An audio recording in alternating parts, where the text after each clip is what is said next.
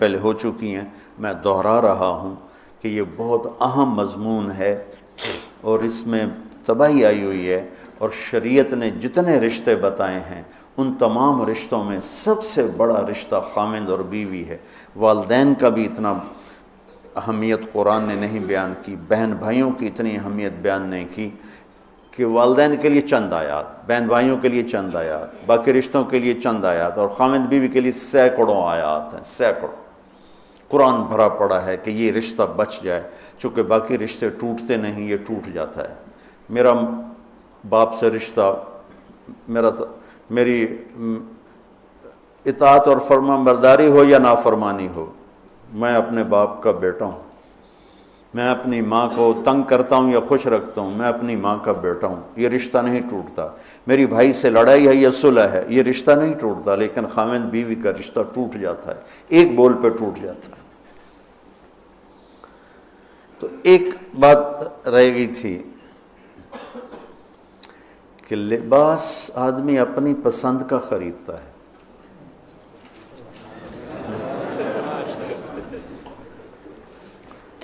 جب چھوٹا بچہ ہوتا ہے پھر تو ماں باپ پہناتے ہیں، جب وہ ہوش میں آ جاتا ہے تو وہ لباس اپنی پسند کا لیتا ہے، ماں کی پسند کا نہیں لیتا، باپ کی پسند کا نہیں لیتا ہے۔ تو لفظ لباس میں اشارہ ہے کہ والدین کو چاہیے کہ شادی میں اپنی بیٹی اور بیٹے کی پسند کا خیال رکھیں۔ یہ لفظ لباس بتا رہا ہے کہ جب ہم چھوٹے تھے ہمیں ماں باپ جو پہناتے تھے ہم پہن لیتے تھے، جب سے ہم نے شعور میں قدم رکھا ہے تو اب ہم اپنا لباس خود ہی خریدتے ہیں، چاہے وہ نیلا ہو، پیلا ہو، کالا ہو، سفید ہو۔ مجھے سفید پسند ہے، زندگی گزر گئی سفید کرتے شلوار میں۔ تو لباس میں اس بات کی طرف اشارہ ہے کہ لڑکے لڑکی کی پسند اور ناپسند کو دیکھا جائے۔ ہمارے معاشرے میں بیٹیوں سے تو پوچھتا ہی کوئی نہیں، اور بیٹوں پر بھی مسلط کرتے ہیں، ایتھے ہی کرنی ہے، بس ہمارا فیصلہ ہے۔ والدین سے کہتا ہوں اللہ کے واسطے، یہ اللہ نے شریعت نے حق رکھا ہے بچے کا، میں نے قبول کیا، لڑکا کہتا ہے، باپ تو نہیں کہتا ہے۔ تو جس نے کہنا ہے میں نے قبول کیا تو وہ قبول تو کرے۔ ایک صحابی نے آ کے عرض کی یا رسول اللہ میں نے وہ نکاح کا پیغام دیا ہے، تو آپ نے فرمایا تو نے وہ لڑکی کو دیکھا ہے؟ کہا جی نہیں۔ آپ نے کہا دیکھ لو، کہ تم نے زندگی گزارنی ہے، دیکھ لو۔ اتنی گنجائش رکھی ہے کہ لڑکا لڑکی بیٹھیں، آپس میں بیٹھیں، ایک دوسرے کو دیکھ لیں، بات چیت کر لیں، تو انہوں نے زندگی گزارنی ہے۔ تو ہمارا ماحول ہے کہ یہ بھی ہندو سے آیا ہوا معاشرہ ہے کہ وہ ذات پات میں پھنسے ہوئے تھے، بس ہم نے راجپوتوں میں کرنا اور کہیں نہیں کرنا، ہم نے جاٹوں میں کرنا اور کہیں نہیں کرنا، ہم نے ارائیوں میں کرنا اور کہیں نہیں کرنا، ہم یہ ہیں، ہم اس کے علاوہ اور کہیں نہیں کرتے۔ یہ پورے ہمارے ماحول میں ایک چیز رچی ہوئی ہے۔ کتنے بچے میرے پاس آتے ہیں، بچیوں کے فون آتے ہیں، ماں باپ زبردستی شادی کر رہے ہیں، میرا دل نہیں کر رہا لیکن وہ زبردستی کر رہے ہیں۔ تو اگر زبردستی کریں تو پھر مان جاؤ، قربانی دے دو، پھر بغاوت نہ کرو، قربانی دے دو۔ چونکہ ایک اس کے ضد میں انتہا کی بات ہو رہی، وہ ہے کورٹ میرج، کہ بعض بچے بچیاں اتنے باغی ہو جاتے ہیں کہ وہ عدالت میں جا کے اپنا نکاح کر لیتے ہیں۔ میں اس کو ٹھیک نہیں سمجھتا کہ ماں باپ کی دعائیں ہمیشہ کے لیے ختم ہو جائیں گی۔ ماں باپ زیادتی کرنے پر آ گئے ہیں، مان جاؤ اور اللہ سے مانگو، اللہ پاک اس میں آپ کے لیے بہتری کی شکلیں بتائے گا۔ اس کیمرے کے ذریعے سے لوگ جو سن رہے ہیں، سارا ملک تو نہیں سن رہا ہے لیکن جو سن رہے ہیں، یہ شادی بچے کا معاملہ ہے، بچی کا معاملہ، اللہ کے واسطے پوچھا کرو، پوچھے بغیر کرنا زیادتی ہے۔ میرا نبی کی حدیث سناتا ہوں، ما تزوجت وما زوجت الا بوحی من السماء نزل به جبریل۔ میں نے شادی کی یا بیٹی کی شادی کی، پہلے آسمان سے وحی آئی، جبریل آئے، پیغام لائے، حکم لائے، پھر میں نے یہ کام کیا۔ ٹھیک۔ حضرت علی رضی اللہ تعالیٰ عنہ پیغام لے کر آئے ہیں۔ پہلے ابوبکر صدیق نے رشتہ مانگا، آپ خاموش یعنی انکار۔ عمر رضی اللہ تعالیٰ عنہ نے بات کی، خاموش یعنی انکار۔ عبد الرحمن بن عوف نے حضرت علی سے کہا تم جاؤ۔ وہ فرمانے لگے میں تو بہت غریب ہوں، میرا تو گھر بھی اپنا نہیں، مجھے دے دیں گے؟ کہاں دے دیں گے، تم جاؤ۔ تو حضرت علی تشریف لائے اور آ کے بیٹھے تو شرم کی وجہ سے بولا ہی نہ گیا۔ تو آپ نے فرمایا علی کیسے آئے؟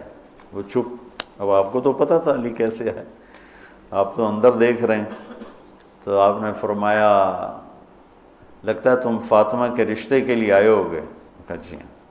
تو آپ نے کہا انشاءاللہ، اور یہ کہہ کر اٹھ گئے۔ تو حضرت علی باہر تشریف لے گئے، صحابہ کھڑے ہوئے تھے انتظار میں، کیا ہوا؟ تو فرمایا انکار ہو گیا۔ کہنے لگے کیسے؟ کہا کچھ بولے ہی نہیں۔ تو عبد الرحمن بن عوف کہنے لگے کچھ تو بولے ہوں گے؟ کہا بس انشاءاللہ کہا تھا۔ کہا تو پھر بس مبارک ہو گیا کام۔ تو حضرت علی نے پوچھا وہ کیسے؟ کہا اس لیے کہ نبی کا انشاءاللہ ہاں ہوتا ہے، لہذا تیرا کام ہو گیا۔ اچھا اب بچوں، میرے بچوں سنو، جبریل آ چکے ہیں کہ اللہ فرما رہے ہیں کہ یہ رشتہ یوں ہونا ہے، وہیں ہاں کر دیتے۔ اللہ کے امر کے بعد تو کوئی گنجائش ہی نہیں، وہیں ہاں کر دیتے۔ یہاں کیوں نہیں کی؟ گھر گئے، بیٹی فاطمہ علی کا رشتہ آیا ہے، ہاں کر دوں؟ سبحان اللہ، سبحان اللہ، کمال ہو گیا۔ فاطمہ کا رشتہ آیا ہے، علی کا رشتہ آیا ہے، ہاں کر دوں؟ آپ کا کیا خیال ہے حضرت فاطمہ نے انکار کرنا تھا؟ جنت کی سردار، نبی کے جگر کا ٹکڑا، وہ انکار کرتے ہیں؟ یہ تو آج کی بچے ہماری بیچاری چپ کر کے بیٹھ جاتی ہے، اچھا جی میں تھوڑی مرضی۔ اور وہاں ہمیں تو پتہ نہیں کہ وہی کیا ہے، یہاں تو وہی آ چکی ہے کہ علی اور فاطمہ کی جوڑی آسمان پہ طے ہو چکی ہے۔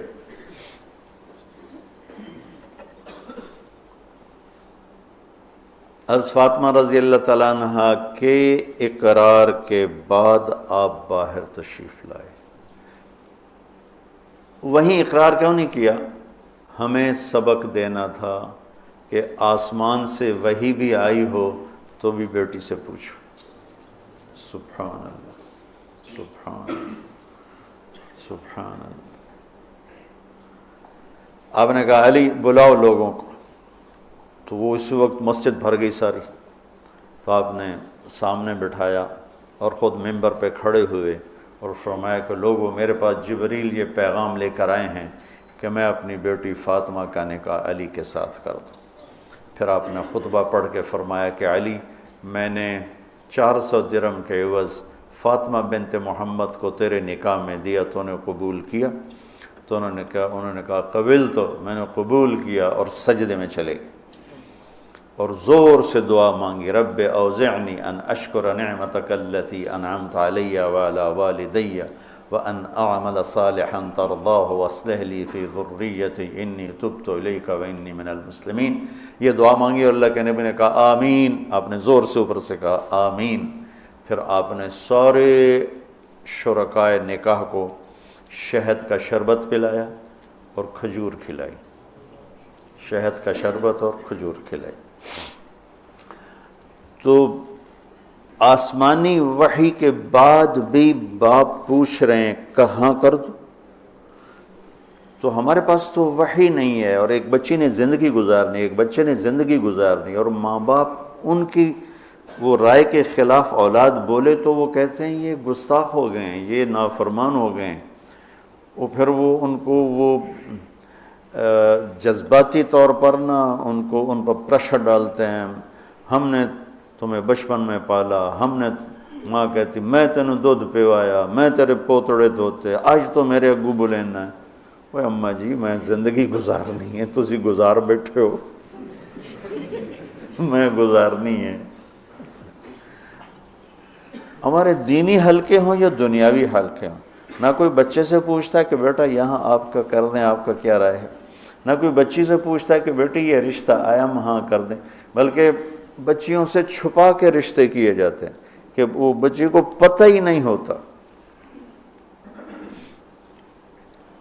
ہمارے پرانے تعلق والے ذمہ دار گھرانے کی بچی کہا جی مولانا صاحب چلو ماں باپ جہاں کر دیں ٹھیک ہے، ہمارا سر جھکا ہوا ہے، اتنا تو دیکھ لیتے انسان کا بچہ ہوتا ہے، ایک شرابی کے ساتھ میری شادی کر دی، عمر گزر گئی میری روتے روتے، فیملی میں ہی کرنا تھا تو کوئی اور شریف بچہ دیکھ لیتے، مجھے صرف فون پہ کہا گیا کہ باسی تیری منگنی کر دیتی ہے تو فلانی تاریخ نو تیری شادی، اور وہ شرابی تھا میرا، آج تک وہ شراب پیتا۔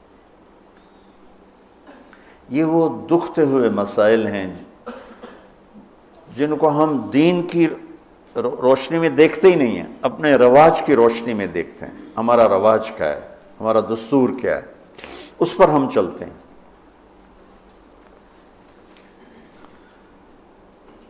تو میرے نبی نے ہم عمر سے شادی کی، سودا، عمر سے بڑی سے شادی کی، خدیجہ، کم عمر سے شادی کی باقی ساری بیگمات، خاص طور پہ حضرت عائشہ،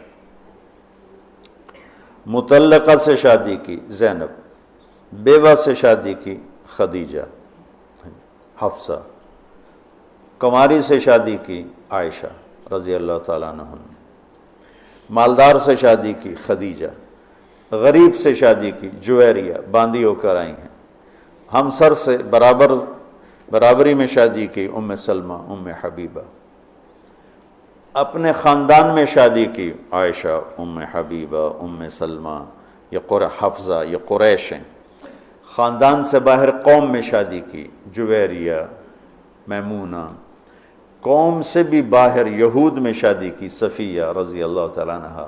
یہ کتنی نسبتیں ایک عورت کی بن سکتی ہیں، ان سب میں میرے نبی نے شادی کی، اور آپ حیران ہوں گے اپنی 3 بیٹیاں بنو امیہ کو دیں جن کے ساتھ جانی دشمنی، ابو العاص کو حضرت زینب، ابو العاص بن ربیع بن امیہ بن حرب، اور عثمان بن عفان بنو امیہ، تو پہلے حضرت رقیہ کا کیا، پھر ام کلثوم کا کیا، اور علی اپنے گھر کے تھے، خاندان کے تھے، تو ایک فاطمہ کا رشتہ ان کے ساتھ کیا، اور حضرت عثمان کے نکاح میں جب حضرت ام کلثوم کا بھی انتقال ہوا تو آپ نے فرمایا میری 100 بیٹیاں ہوتی اور اس طرح مرتی، 100 کی 100 عثمان کے نکاح میں دیتی۔